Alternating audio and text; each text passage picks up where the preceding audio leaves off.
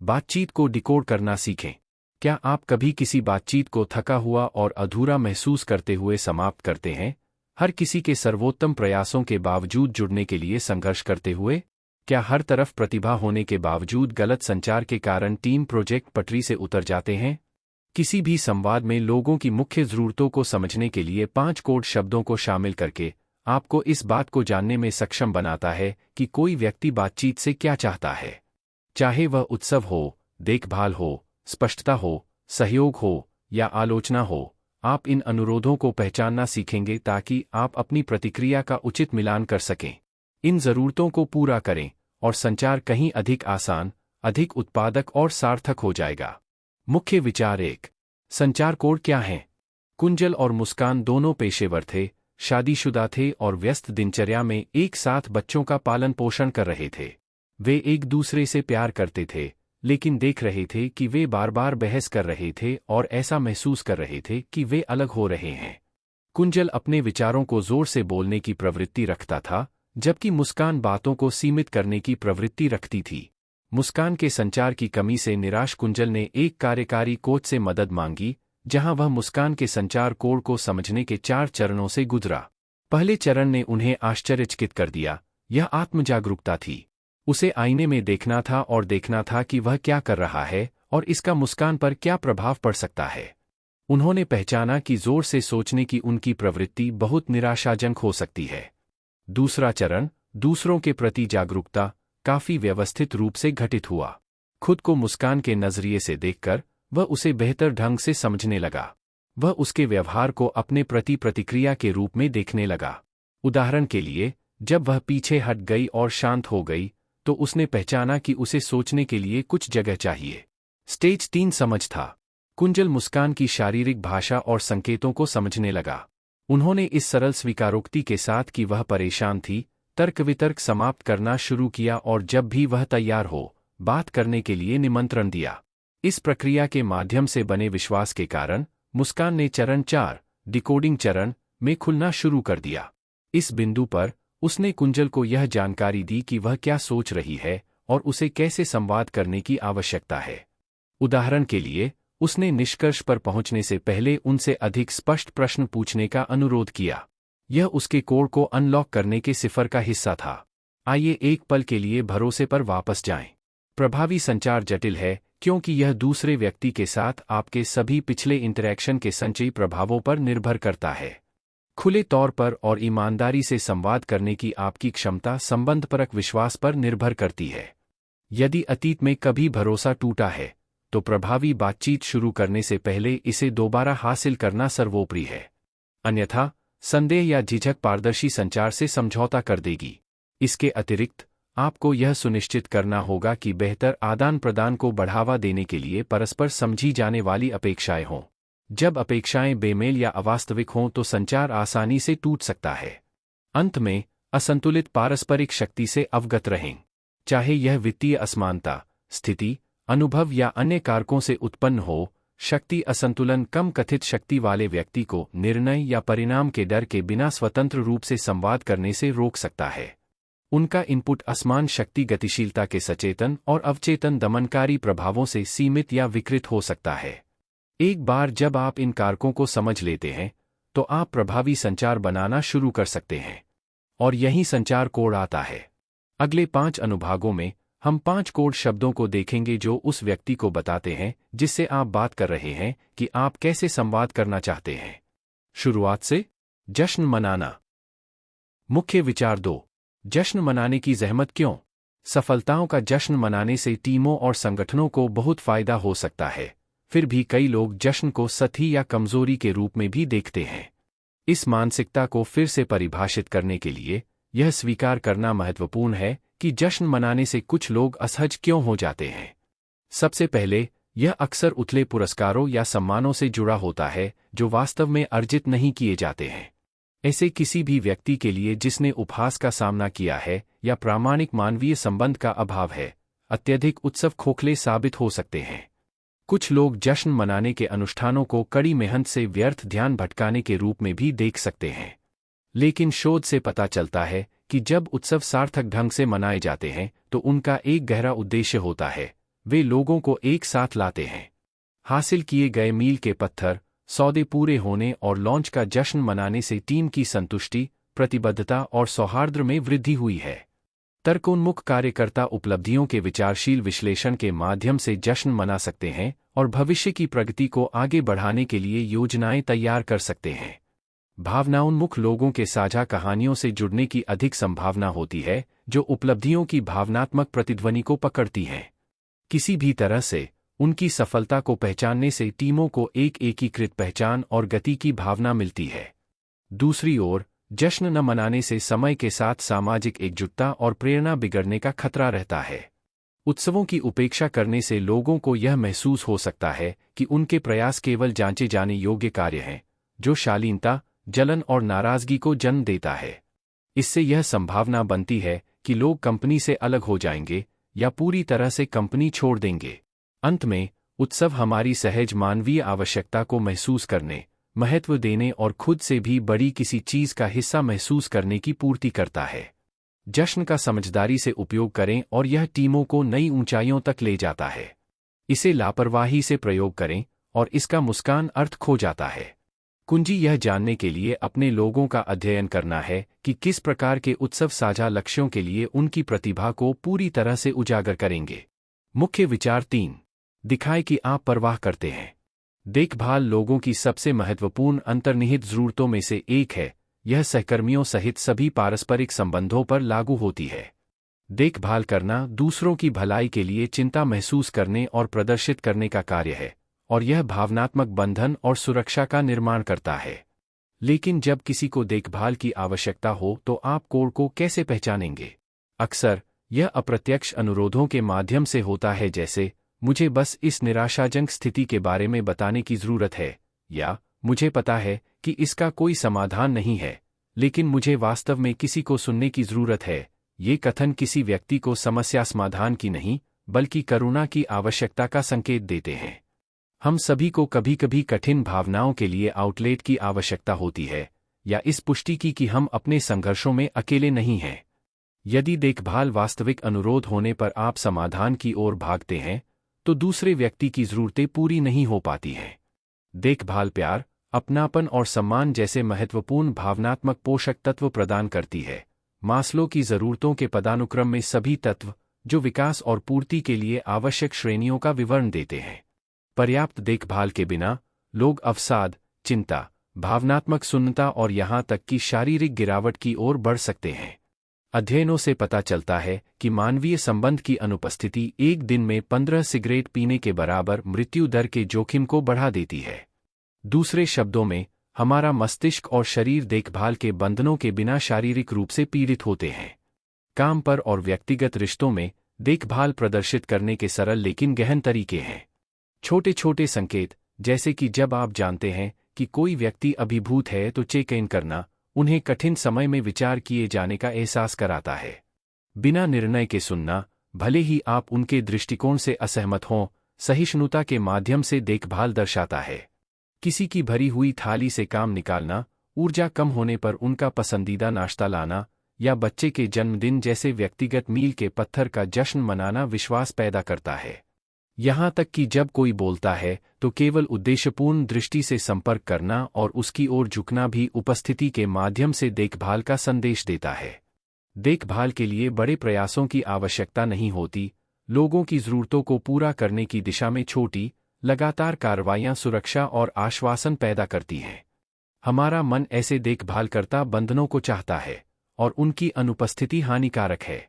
इसलिए चुनौतियों का सामना करते समय करुणा और भावनात्मक उदारता के माध्यम से अपने साथियों को ऊपर उठाएं और उन्हें भी ऐसा करने के लिए प्रोत्साहित करें। परिणामी सामूहिक सुरक्षा आपके सर्वोत्तम व्यक्तिगत और सहयोगात्मक कार्य को मुक्त कर देगी। मुख्य विचार 4। भ्रम दूर करना। यह अगले कोड वर्ड का समय है, स्पष्टता।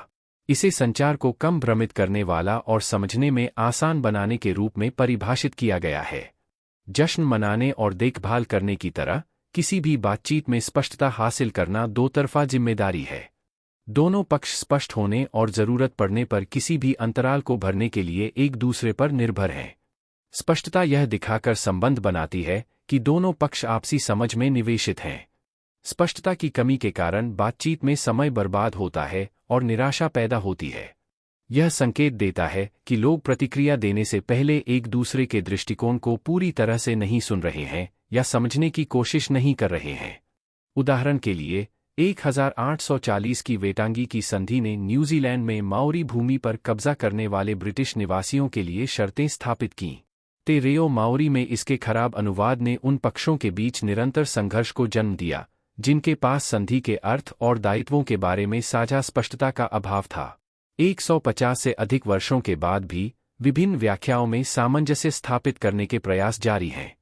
यह सशक्त रूप से स्पष्ट करता है कि अस्पष्ट संचार से होने वाले नुकसान का पता चलता है, भले ही सभी पक्षों के अच्छे इरादे हों। सौभाग्य से दैनिक बातचीत में प्रभावी ढंग से स्पष्टीकरण देने के सरल तरीके हैं। सबसे पहले, जब भी भ्रम पैदा हो तो स्पष्ट प्रश्न पूछें। हल्की जांच से यह पहचानने में मदद मिलती है कि व्याख्याएं कहाँ भिन्न होती हैं। दूसरा, आपने जो सुना है उसका संक्षिप्त विवरण दें और दूसरे पक्ष को अपनी समझ की पुष्टि या सुधार करने के लिए आमंत्रित करें। यह पुनरावृत्ति के माध्यम से स्पष्टता की संरचना करता है। तीसरा, जटिल बिंदुओं को स्पष्ट करने के लिए स्पष्ट उदाहरणों का उपयोग करें। उपमाएं और उपाख्यान स्पष्टता सुनिश्चित करने के लिए साझा संदर्भ प्रदान करते हैं। चौथा, यह पूछकर स्पष्ट रूप से आपसी समझ की जांच करें, क्या इसका कोई मतलब है, या क्या आप मुझे यह बात समझा सकते हैं? इस तरह की जांच स्पष्टता की गलत धारणाओं को रोकती है। अंत में, जब भ्रम अनिवार्य रूप से उत्पन्न हो तो धैर्य रखें और सावधानीपूर्वक पुनर्स्थापन और पुनः संरेखण के लिए समय दें। प्रक्रिया में जल्दबाजी करने से केवल स्पष्टता कमजोर होगी, जबकि स्पष्टीकरण के लिए ठोस प्रयास की आवश्यकता होती है। पुरस्कार इसे कई गुना अधिक उचित ठहराते हैं। स्पष्ट संचार एक साथ सटीकता, उत्पादकता, संघर्ष में कमी और पारस्परिक संबंध को सक्षम बनाता है। यह हमारी व्यावहारिक और भावनात्मक जरूरतों को समान रूप से पूरा करता है। धैर्यपूर्वक एक साथ स्पष्टता बनाकर हम दूसरों द्वारा पूरी तरह से सुने जाने, समझने और सम्मान पाने का सपना साकार करते हैं। अदायगी वह रिश्ते हैं जो प्रतिकूल परिस्थितियों को सहन कर सकते हैं और पनप सकते हैं। मुख्य विचार 5। साथ मिलकर काम करने का मूल्य। अब तक हमने उत्सव, देखभाल और स्पष्टता को कवर किया है। चौथा संचार कोड शब्द सहयोग है। साझा लक्ष्यों की दिशा में दूसरों के साथ मिलकर काम करना। सहयोग के अनुरोधों को पहचानने से आप सही सुनने और समस्या समाधान की रणनीतियों को लागू कर सकते हैं। स्टीव जॉब्स और स्टीव वोजनियाक के बीच गतिशील सहयोग पर विचार करें, जिसने एप्पल को जन्म दिया। जैसा कि वोजनियाक बताते हैं, उन्होंने सर्किट बोर्ड डिजाइन किए जबकि जॉब्स ने कल्पना की कि मुख्यधारा के उपभोक्ताओं के लिए नवाचारों को कैसे पैकेज किया जाए। उनकी एकीकृत प्रतिभाएं अलग अलग हासिल की जा सकने वाली क्षमता से कहीं अधिक थीं। यदि कोई आपके साथ सहयोग करना चाहता है, तो यह संकेत देता है कि उनका मानना है कि आपके पूरक कौशल और दिमाग को जोड़ने से बेहतर समाधान मिल सकते हैं। वे आपको प्रतिस्पर्धा करने के बजाय सहनिर्माण करने के लिए आमंत्रित कर रहे हैं। इसके लिए एकमात्र नियंत्रण का दावा करने के बजाय कई दृष्टिकोणों को एकीकृत करने के लिए खुलेपन की आवश्यकता है, जो व्यक्तिगत प्रयासों की तुलना में सहयोग को स्वाभाविक रूप से चुनौतीपूर्ण बना सकता है। प्राथमिकताओं पर बातचीत करना, दृष्टिकोणों पर समझौता करना, संघर्ष से रचनात्मक रूप से निपटना और सभी परीक्षण टीमों के बीच पारस्परिक जवाबदेही बनाए रखना। स्पष्टता, देखभाल और जश्न के माध्यम से स्थापित संबंधपरक विश्वास के बिना इन पारस्परिक तनावों के कारण सहयोग विफल हो जाता है। लेकिन फिर संभावित पुरस्कार घर्षण से अधिक महत्वपूर्ण हैं। जैसा कि एक कहावत है, यदि आप तेजी से जाना चाहते हैं तो अकेले जाएं। अगर तुम दूर तक जाना चाहते हो तो साथ जाओ। विशेषज्ञताओं का लाभ उठाकर सहयोग घातीय मूल्य को अनलॉक करता है। यह किसी भी एकल योगदानकर्ता की क्षमता से कहीं अधिक परिणाम देता है। तो आप यह कैसे निर्धारित करेंगे कि कोई सहयोग प्रभावी है या नहीं? आप टीम के संचार पैटर्न, संघर्ष समाधान क्षमता, कार्य वितरण और भावनात्मक स्वास्थ्य का विश्लेषण करके शुरुआत कर सकते हैं। क्या आदान प्रदान सकारात्मक इरादे दिखाते हैं और लोग अच्छा विश्वास मान रहे हैं? क्या असहमतियों को लंबे समय तक नाराजगी के बिना सम्मानपूर्वक सुलझाया जाता है? क्या प्रतिबद्धताएं पूरी की जाती हैं और परिणाम भरोसेमंद रूप से प्राप्त होते हैं?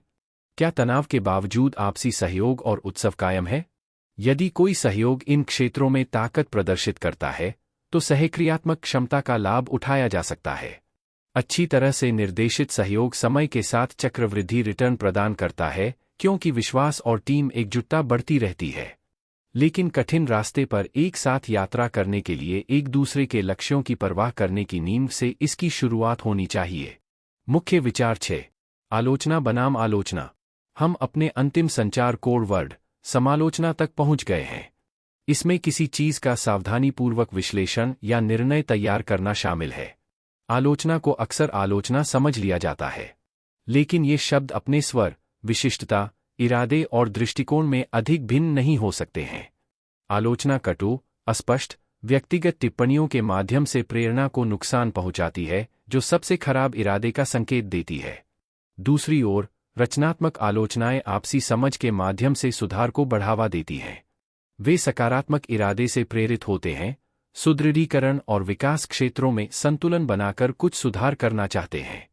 समालोचक कार्य पर सावधानीपूर्वक विचार प्रदर्शित करते हैं और व्यापक निंदा के बजाय प्रगति के लिए विस्तृत, सूक्ष्म सुझाव देते हैं। आलोचना का स्वर हमले के बजाय विनम्रता और देखभाल के स्थान से आता है। इसके अतिरिक्त, आलोचनाएं संवेदनशील और संवादात्मक ढंग से प्रस्तुत की जाती हैं, जिससे संवाद बंद होने की बजाय उसे आमंत्रित किया जाता है। अंत में, आलोचक व्यक्ति के बजाय काम पर ध्यान केंद्रित करते हैं, कार्यों, तरीकों या परिणामों पर ध्यान देते हैं, चरित्र निर्णय पर नहीं। प्रदान करने से पहले हमेशा सत्यापित करें कि क्या कोई वास्तव में आपकी प्रतिक्रिया चाहता है। अनचाही आलोचना से मूलभूत विश्वासों को नुकसान पहुंचने, व्यक्तिगत तत्परता को नजरअंदाज करने और संबंधपरक शक्ति संतुलन को खत्म करने का जोखिम होता है। यहां तक कि जब आपके इरादे अच्छे हों, तब भी स्थिति के अनुरूप न की गई आलोचना फायदे की बजाय नुकसान ज्यादा पहुंचा सकती है। लेकिन अगर समय सही है, तो अपनी आलोचना सावधानी और सम्मान से करें। ऐसे सबसे पहले, व्यक्ति या कार्य की शक्तियों और सकारात्मक गुणों को स्वीकार करें। यह अक्सर किसी भी रक्षात्मकता से छुटकारा दिलाता है, जो उन्हें प्रतिक्रिया को अवशोषित करने से रोक सकता है। दूसरा, वे क्या सुधार कर सकते हैं और आप विकास की गुंजाइश क्यों देखते हैं, इसके बहुत विशिष्ट उदाहरण पेश करके सामान्यीकरण से बचें। इससे पता चलता है कि आपने इस मामले में सोच समझकर ध्यान दिया है। तीसरा, मुझे लगता है और मेरी राय में कथनों का उपयोग करते हुए अपने व्यक्तिपरक अनुभव से बोलें। यह आलोचना को केवल आपके मानवीय दृष्टिकोण के रूप में प्रस्तुत करता है, पूर्ण आदेश के रूप में नहीं। चौथा, अपने स्वयं के अवलोकन प्रदान करने से पहले दूसरे व्यक्ति को अपने आत्म-मूल्यांकन और लक्ष्यों को साझा करने के लिए आमंत्रित करें। यह आपको अपना लक्ष्य मानने के बजाय अपना मार्गदर्शन उस अनुरूप बनाने में सक्षम बनाता है जिसे वे पूरा करना चाहते हैं। पांचवां, केवल मुद्दों की पहचान करने के बजाय अगले कदमों पर चर्चा करें। समाधान केंद्रित आलोचना सकारात्मक कार्रवाई को सशक्त बनाती है। प्रोत्साहन के साथ समापन करें, इस बात पर जोर देते हुए कि आप उनकी क्षमता में विश्वास करते हैं और निरंतर बातचीत के लिए प्रतिबद्ध हैं। लोग विश्वास आधारित रिश्तों के माध्यम से सबसे कठिन सच्चाइयों को भी पचा सकते हैं, जो भावनात्मक सुरक्षा प्रदान करते हैं। यदि आप किसी की आलोचना का शिकार हो रहे हैं, तो उसे खुलेपन और बुद्धिमत्ता के साथ स्वीकार करने से आपके विकास में तेजी आएगी। प्रतिक्रिया देने से पहले प्रत्येक अवलोकन पर व्यक्तिगत रूप से विचार करें। यदि आलोचना अस्पष्ट या गलत लगती है, तो विवरण स्पष्ट करें। सबसे महत्वपूर्ण बात, अपनी विचारशील आलोचना प्रस्तुत करने के लिए उदार और साहसी किसी भी व्यक्ति को धन्यवाद देना। ऐसा साहस गहरी देखभाल की जगह से उत्पन्न होता है। अंततः, करुणा के साथ आदान प्रदान की गई आलोचना जवाबदेही, प्रगति और संभावना का निर्माण करती है। लोहा लोहे को ही काटता है ना? इसलिए अपनी आलोचनाएं अच्छे से चुनें। ऐसा करने पर आप अपनी यात्रा को आगे बढ़ाते हुए दूसरों की यात्रा का सम्मान करेंगे। अंतिम मुस्कान अंश। 5 प्रमुख संचार कोड शब्द हैं जो बातचीत में लोगों की वास्तविक ज़रूरतों और इरादों को समझने में अंतर्दृष्टि प्रदान करते हैं। जब कोई उत्सव, देखभाल, स्पष्टता, सहयोग या आलोचना के लिए अनुरोध करता है, तो इसे पहचान कर आप उचित सुनने और प्रतिक्रिया देने की रणनीति लागू कर सकते हैं। सही समय पर जश्न मनाने से प्रेरक पहचान बनती है। करुणा के साथ देखभाल सुरक्षा के लिए मुख्य भावनात्मक जरूरतों को पूरा करती है। स्पष्टता का अनुसरण करने से आपसी समझ बढ़ती है और संघर्षों का समाधान होता है। साझा लक्ष्यों की दिशा में सोच समझकर सहयोग करने से तेजी से परिणाम मिल सकते हैं। और आलोचना, जब रचनात्मक रूप से प्रस्तुत और प्राप्त की जाती है, तो पारस्परिक विकास और जवाबदेही को बढ़ावा देती है। इन कोडों में महारत हासिल करने से घर और कार्यस्थल पर गहरे संबंध, विश्वास निर्माण और अंततः अधिक संतुष्टिदायक रिश्ते बनते हैं।